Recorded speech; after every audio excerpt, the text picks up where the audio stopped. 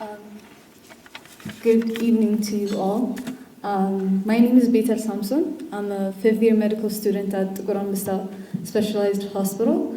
I was here to speak about education and how many opportunities that it gave me, and I want to thank all of you that I have this particular opportunity to speak about it today. So I would really like to say thank you for inviting me, and most importantly, thank you for letting me speak as a voice of the youth today. My father was a doctor and my mother was an architect. So for me, when I was growing up, it was very important to me that education came before everything, like everything except breakfast. But then it was education. So I went to an all-girls Catholic school here in Addis Ababa, and right now, when all you ladies were coming through that door and greeting us, it kind of felt like I was back in high school again, where it was just us girls supporting each other, even our seniors and our juniors all together, and I really want to have that environment again, and this just really reminded me, so I would really like to say thank you again.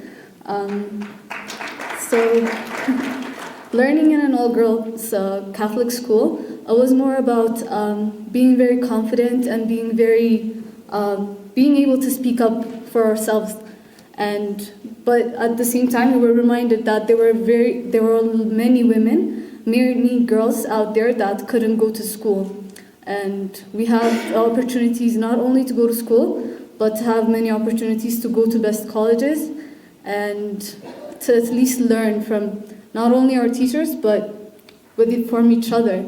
So when I went to Bethel again, I got into Bethel, and I was so determined. I'm gonna be like my father. I'm gonna do this. I'm gonna be a doctor like him. It's gonna be great. But then med school hit us, and the one thing that med school really taught me was that.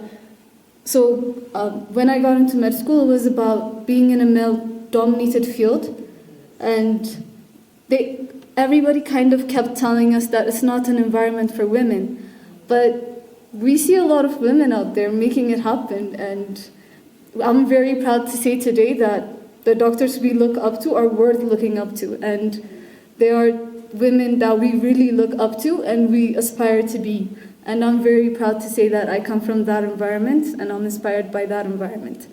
And not only so the one thing that I learned from being in all-girls school and from medical school is that, one of the things is that the one setback about being a med student is that there's so much stress. There are a lot of medical students that are suffering from anxiety and depression and don't even know how to ask for help. The other thing is that as a woman, I have learned that it's not just about me.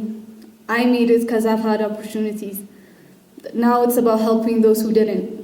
Starting from high school, there are girls who couldn't go to high school because not only high school, elementary, anything, that couldn't get education. So right now, it's about giving them access to education. Those who are going to education and who are missing classes because of menstruation, this is a real issue, even here in Addis Ababa. So right now, I work with the Ethiopian Medical Students Association, specifically on the reproductive health part, to provide sanitary pads so that girls can actually go to school. Right now, we're talking about, thank you. And for the past 2 years, we've been working on a project called Double Impact.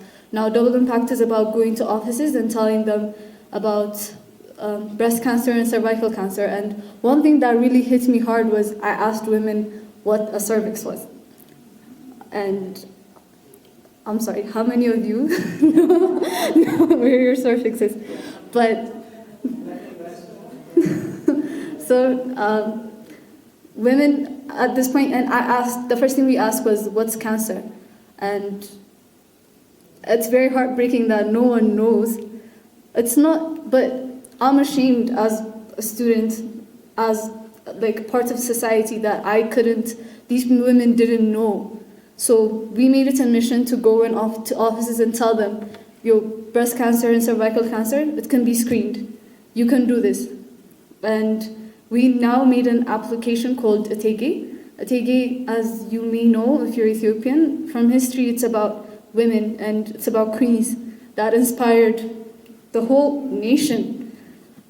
So right now we're trying to inspire the whole nation to really work through breast cancer and cervical cancer and to really raise awareness. The next project I'm really planning to work on is called Annat.